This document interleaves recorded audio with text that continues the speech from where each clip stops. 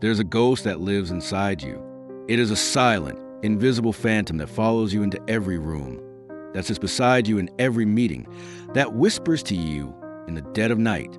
It is the ghost of your past failures, the echo of every critical word ever spoken to you, the shadow of every person you have ever compared yourself to.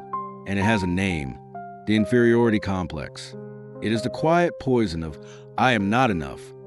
It is the voice that tells you not to speak up because your ideas are foolish. It is the feeling that tells you not to apply for promotion because you are not qualified. It is the anchor that holds you to the shore of mediocrity while you watch the great ships of others sail off towards the horizon of success. It is the architect of your anxieties, the author of your doubts, and the jailer of your true potential. And you believe it, don't you? You have listened to this ghost for so long that its whisper has become your own inner voice. Its lies have become your truth.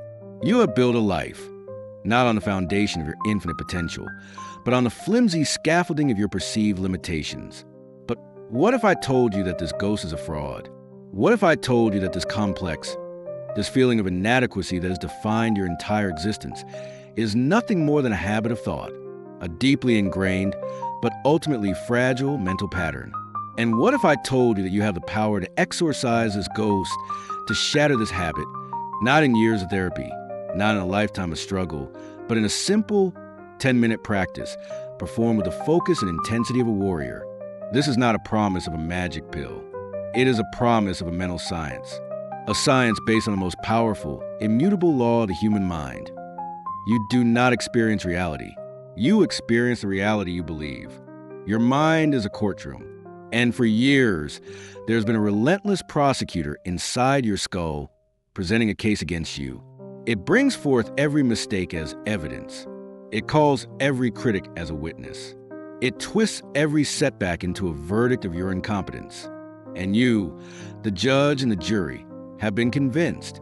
You have banged the gavel, day after day, and declared yourself guilty. Guilty of being unworthy. Guilty of being incapable.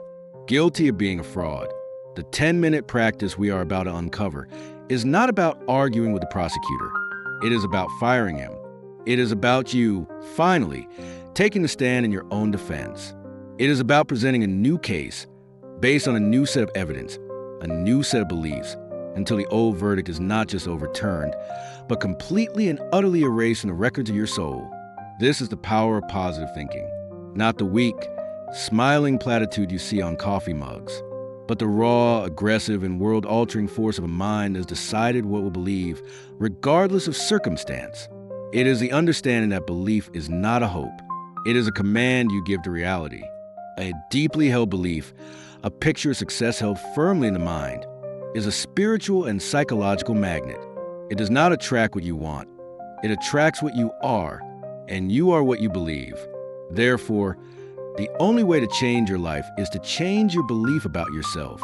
You cannot build a mansion on the foundation of a shack. You cannot achieve a life of greatness while holding the self-image of a failure. The inner world must be rebuilt first. The foundation must be laid. This is the work, and it is the most important work you will ever do. The practice is your training ground. It is your mental gymnasium. For 10 minutes a day, you will step out of the chaotic, critical world, and you will enter the silent, sacred sanctuary of your own mind. You will close the door on the evidence of your past, and you will begin to create the evidence of your future. It is a process of mental engineering, of spiritual alchemy. It is a technique for systematically draining the poison of inferiority from your subconscious mind and replacing it with a life-giving elixir of unshakable faith. It is about learning to speak a new language to yourself, a language of power, of confidence, of certainty. You have spent years mastering the language of self-criticism. You are fluent in the dialect of doubt. Now, you will become a master of a new tongue, the language of your own inherent power. This is not about arrogance. It is about accuracy. The inferiority complex is a lie. The truth is, you were created with powers and possibilities far beyond what you have ever allowed yourself to imagine. And this practice is the key that will unlock them. So what is this practice? What happens in these 10 sacred minutes that hold the power to dismantle a lifetime of self-doubt? It is a process of 3 distinct, yet interwoven stages. It is a ritual of emptying, of filling, and of becoming. The first 2 minutes are for the silence. Find a place where you will not be disturbed. Sit, close your eyes, and for 120 seconds, do nothing but breathe.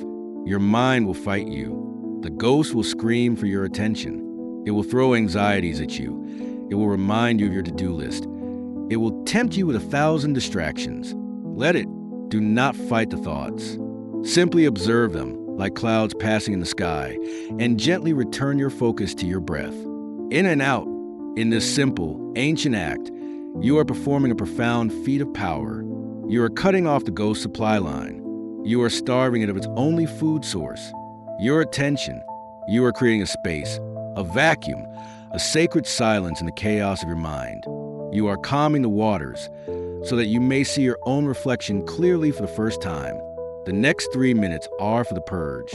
Now, in this state of calm, you'll perform a mental exorcism. You will not suppress your feelings of inferiority. You will summon them. Call them by name. The fear of public speaking, the feeling of being an imposter in your own career, the shame of a past mistake, the envy of another success. See them, feel them, and then you will systematically drain them. Picture a drain at the bottom of your mind. And with every exhale, visualize these toxic thoughts, these dark, oily emotions flowing down that drain. See them swirling away from you, leaving your mind cleaner, clearer, brighter. Imagine the words, "I am not good enough," dissolving like smoke.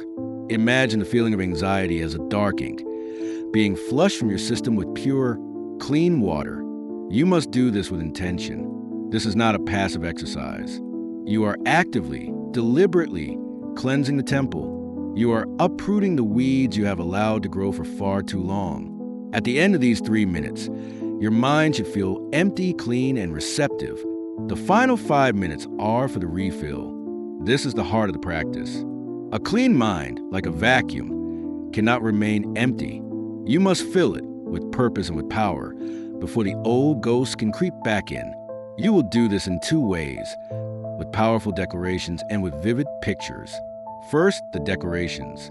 You will speak to your subconscious mind in the only language it truly understands, the language of absolute present tense, emotionalized truth.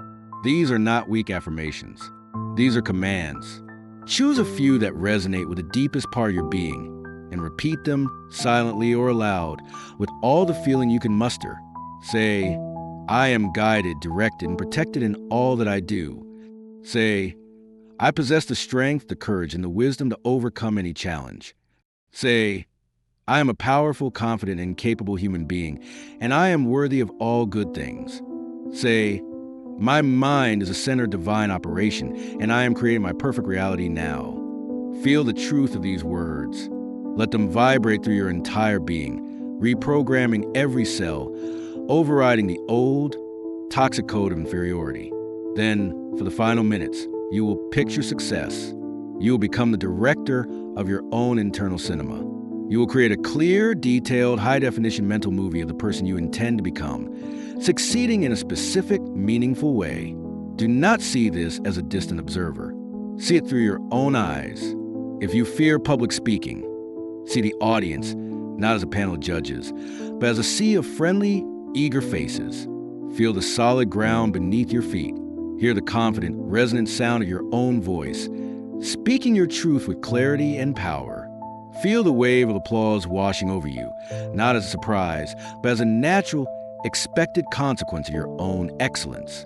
If you feel like an imposter at work, picture yourself leading a meeting.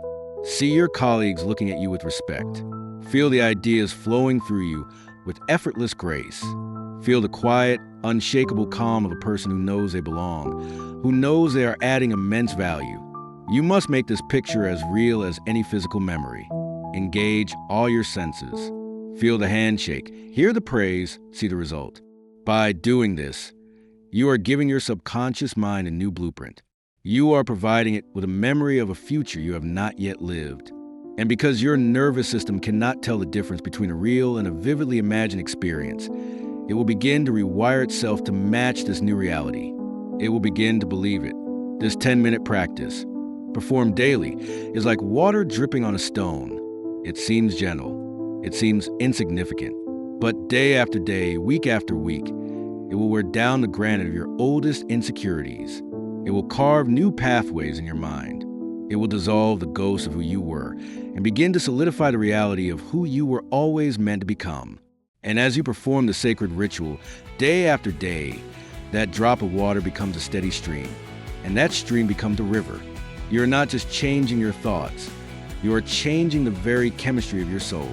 You are eroding the monuments of your past failures and carving a new canyon of confidence through the landscape of your mind. You are slowly, surely, and inevitably becoming the person you've been picturing in your mind's eye. But this is not the end of the journey. This is the beginning. This new sense of self, this quiet, growing confidence, this unshakable faith you are building in the sanctuary of your 10 minutes. What is it for? What is the purpose of forging a magnificent sword if it is never drawn from its sheath? The practice is the sharpening of the blade. The rest of your day is the battle. You must now take this new person, this new belief, and you must walk it out into the world. The 10 minutes are the rehearsal. The other 23 hours and 50 minutes are the performance. Your new belief must be validated by new actions. The ghost of inferiority will not be vanquished in silence alone. It will be permanently exiled by your courage in the arena of life. When the opportunity to speak arises, you must speak. When the moment to lead presents itself, you must lead. When the fear of rejection tells you to stay small, you must, with all the power of your new belief, take a step forward. Each action you take, no matter how small, that is in alignment with your new self-image, is another nail in the coffin of your old self. It is the physical proof that confirms your new internal truth. The 10-minute practice builds the engine of belief. Your actions throughout the day are the fuel that makes it roar. You must now act as if you are already the person you wish to be. For in the acting you make it so. This is the final secret. The inferiority complex is a phantom that thrives in the shadows of inaction. It is a ghost that cannot survive the bright, cleansing light of courageous deeds. So the time for quiet practice is over. The time for living is now. The courtroom in your mind is adjourned. The old prosecutor has been dismissed. The false verdict has been overturned. You have been declared innocent. You have been declared powerful. You have been declared worthy. The ghost is gone. The real you is now in command, and the world is waiting.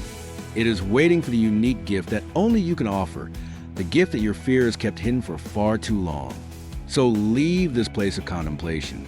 Walk out into the world, not as the person you were 10 minutes ago, but as the person you have just, in this sacred moment, chosen to become.